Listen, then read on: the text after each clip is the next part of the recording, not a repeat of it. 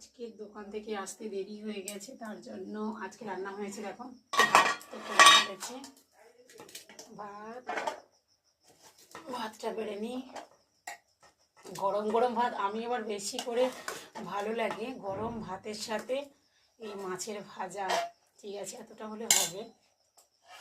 এই মাছ ভাজা মানে ঝমঝমে একদম মাছ ভাজা আর গরম গরম ভাত, এই খেতে ভালো লাগে। তাও করেছি, এটা দুপুরে রান্না করেছিলাম। এটা পনির, তো এটা হচ্ছে পনির আর আলু দিয়ে তরকারি করেছিলাম।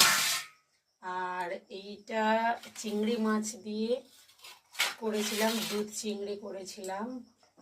আর এটাকে বলে, এইটা হচ্ছে তুপসে, মানে এটা হচ্ছে তুপসে মাছ। এই তুপসে মাছে দিয়ে, এখানে দেখো, এখানে তুপসে মাছ দেখতে পাচ্ছ তোমরা। এটা খেতে খুব ভালো লাগে, টেস্টি লাগে। তো এই তুপসে মাছ দিয়ে তরকারি হয়েছে। মানে কোন রকমভাবে রান্নাটা করেছি, রাত্রে আসলে তো এতটা সময়ও পাই না।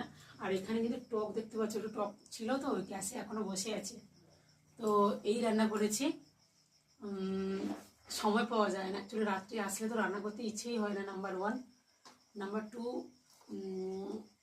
মানে করতে হলেও ভাবতে হয় কী কী করবো, এতটা রাত হয়ে যায়, একা করতেও সময় লাগে। আমি একটু গ্যাসটা বন্ধ করে দিই, একটু গ্যাসটা বন্ধ করে দিই। ছোট জায়গার মধ্যে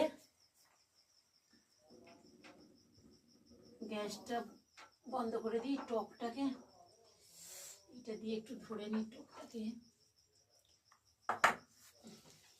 টক এইটা হচ্ছে আমাদের রূপা বেটা মাছ বলে, যে এটাকে টক। স্টার্ট করি। মাছ ভাজা পেলে আর দেখতে হবে না।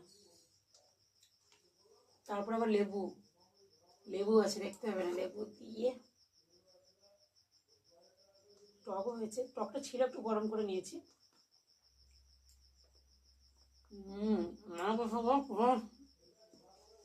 মাছ ভাজা যদি গরম ভাত হয় আমার কিছু লাগে না, তবুও দুপুরে তরকারি ছিল, তার জন্য